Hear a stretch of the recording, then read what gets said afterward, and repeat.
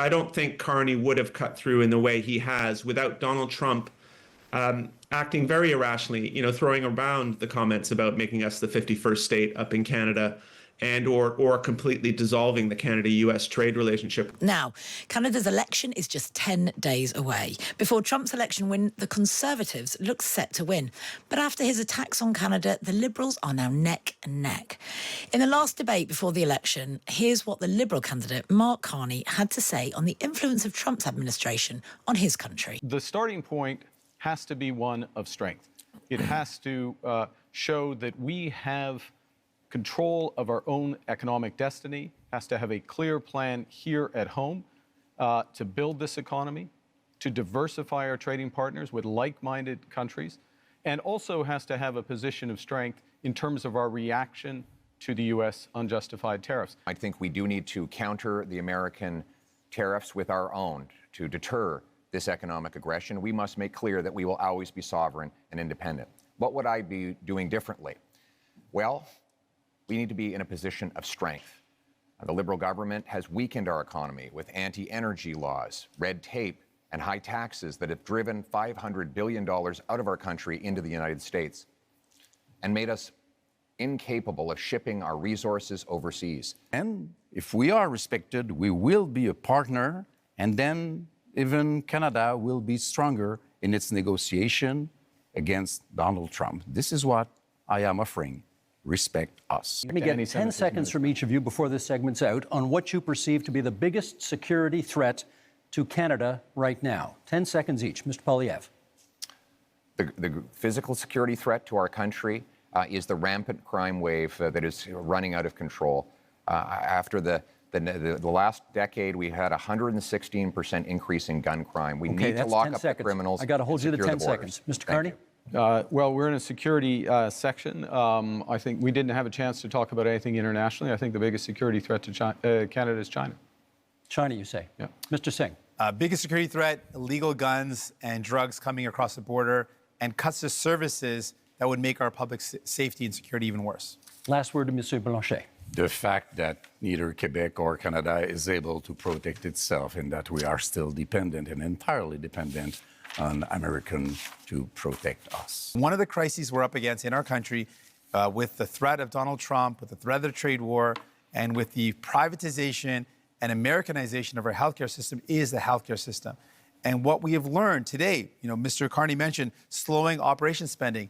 That's a cut to services. He said his plan. He has a plan to balance the operating budget within 3 years. That's going to require massive cuts to spending. We calculated that at $43 billion in cuts. Do you think without the contrast with Donald Trump that Mark Carney could have made such gains?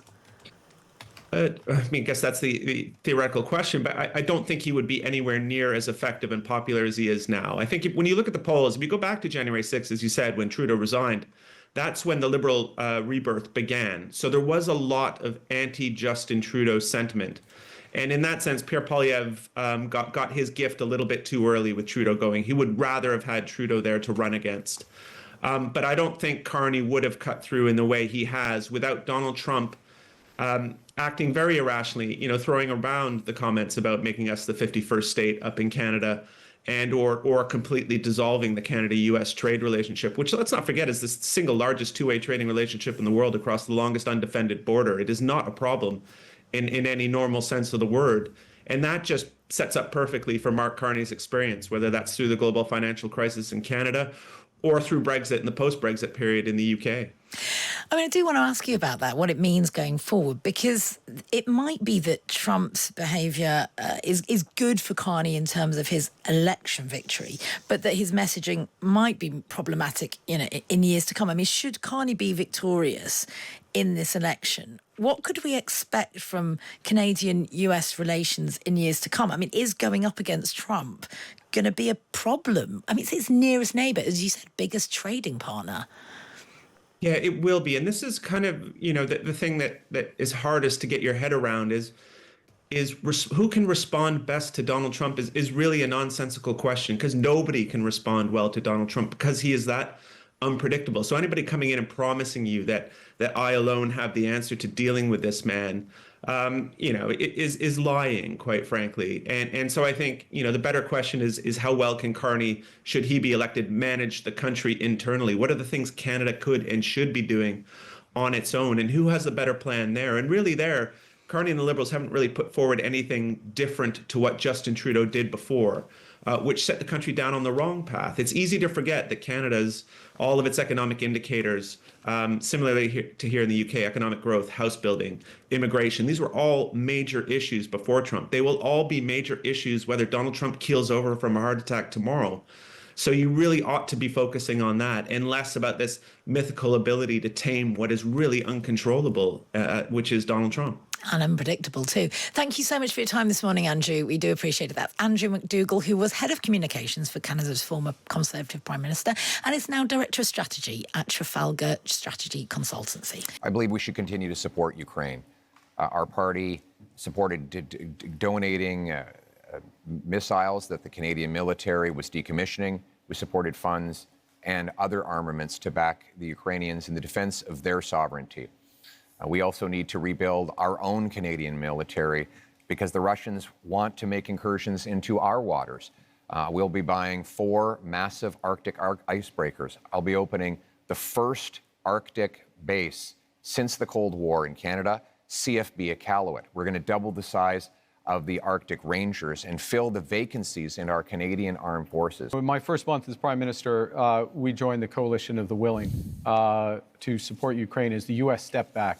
So led by France, the United Kingdom, with Ukraine, number European nations, Australia, ourselves, New Zealand. That's an example of how the new world is going to be. Canada participating in these areas and helping.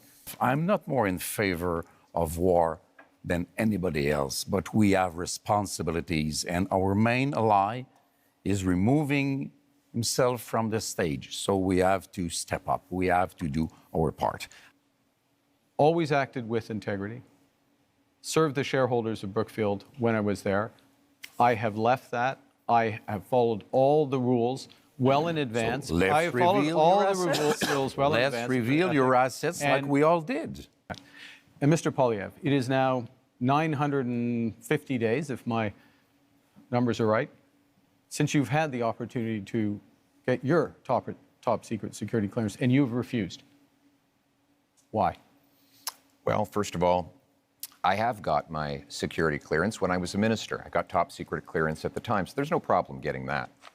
But when the government made this recent offer, they said that if I got the secret security clearance briefings, that I would be gagged under the security law, and I could be prosecuted if I spoke freely about matters of foreign interference. Now, given that Canada has experienced Chinese interference by Beijing, the government of China, in 2 consecutive elections, I needed to do my job to speak freely without fear of prosecution.